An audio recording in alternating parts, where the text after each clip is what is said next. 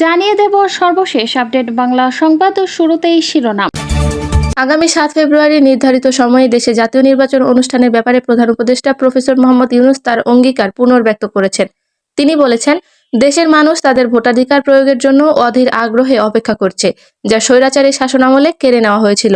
গত 22 ডিসেম্বর বাংলাদেশ সময় সন্ধ্যা 7:30টার দিকে দক্ষিণ ও মধ্য এশিয়া বিষয়ক যুক্তরাষ্ট্রের বিশেষ দূত সার্জিও গোরের সঙ্গে এক টেলিফোন আলাপে প্রধান উপদেষ্টা এসব কথা বলেন।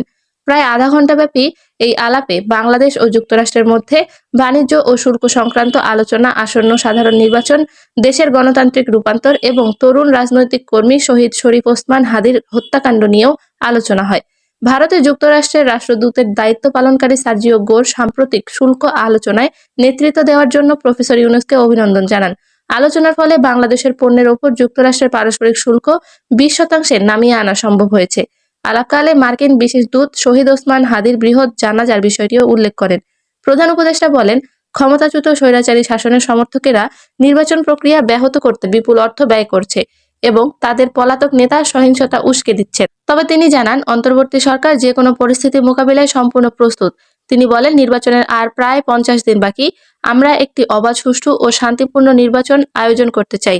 এটি যেন স্মরণীয় হয়, সে লক্ষ্যেই আমরা কাজ করছি।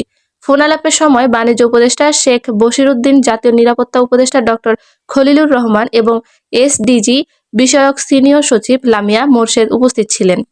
ঢাকায় নিযুক্ত ভারতীয় হাইকমিশনার প্রণয় ভার্মা বলেছেন, পরিস্থিতি উন্নতির সঙ্গে সঙ্গে বাংলাদেশে থাকা ভারতীয় সব ভিসা কেন্দ্র সম্পূর্ণভাবে চালুর বিষয়ে সিদ্ধান্ত নেওয়া হবে। গত 22 ডিসেম্বর ঢাকার যমুনা ফিউচার পার্কে আইভ্যাক পরিদর্শনে এসে একথা বলেন তিনি। হাইকমিশন জানায়, গত সপ্তাহে নিরাপত্তাজনিত কারণে ঢাকার ভারতীয় ভিসা সেন্টার একদিনের জন্য বন্ধ রাখা হলেও পরিস্থিতি কিছুটা স্বাভাবিক হলে তা পুনরায় চালু করা হয়। বন্ধের দিনে যাদের অ্যাপয়েন্টমেন্ট ছিল তাদের অগ্রাধিকার ভিত্তিতে বিকল্প তারিখে ভিসা আবেদন করার সুযোগ দেওয়া হয়। হাইকমিশন আরও জানায়, চলমান নিরাপত্তা পরিস্থিতির মধ্যেও মানবিক বিবেচনায় চিকিৎসা সহ জরুরি ভিসা সেবা চালু রাখতে সচেষ্ট রয়েছে ভারতীয় হাইকমিশন। এ কারণে ঢাকা ছাড়াও খুলনা, সিলেট ও রাজশাহীর আইভ্যাক কেন্দ্রগুলোতে ভিসা কার্যক্রম অব্যাহত রয়েছে। তবে চট্টগ্রামের আইভ্যাক সমসাময়িকভাবে বন্ধ রয়েছে।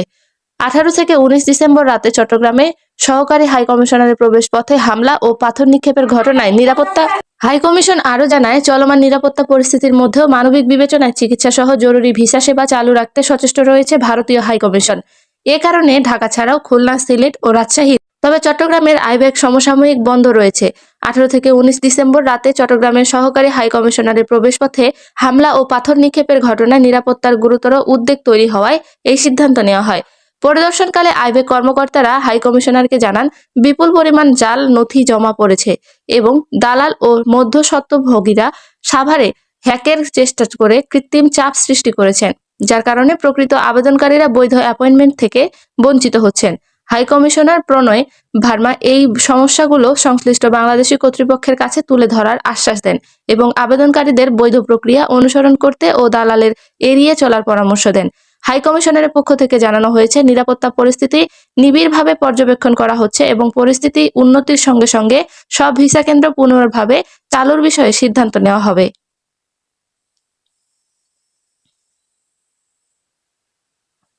জানিয়ে দেব